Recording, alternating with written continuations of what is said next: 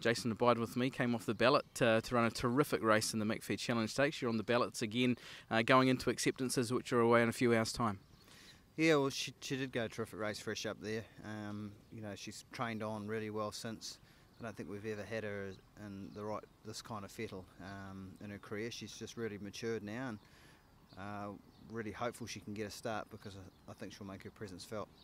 By the time most people see this, they'll have known whether you're in or not, but right now, a little bit of nervous times.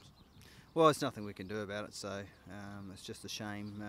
You know, this is probably her last season of racing, so these sort of opportunities don't come too often for her. So the fingers crossed she can get in, and because really we think the 2,000 metre race on the last day will be her number one target, and it just makes things very difficult, near impossible to get there to that race without this vital lead up. If you don't get in, Tiaroa, how will you go there? We'll leave her in there, but just the track conditions are my main worry there.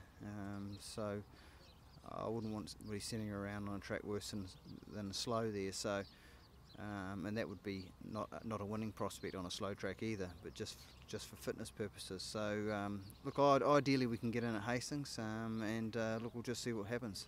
Okay, with her, she's gone from being a promising horse last year to stepping up and performing really well at weight for age level. That must be really encouraging.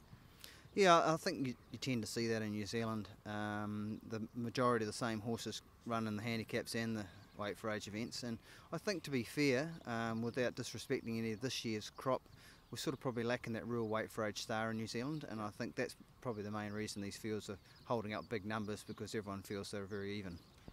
If she does get in, Jason, what are expectations? Well, I think she's got to be a first four prospect again. She just has a tendency to get back, because we've had bad barrier draws now, and she's used to be a mare we could put in the race.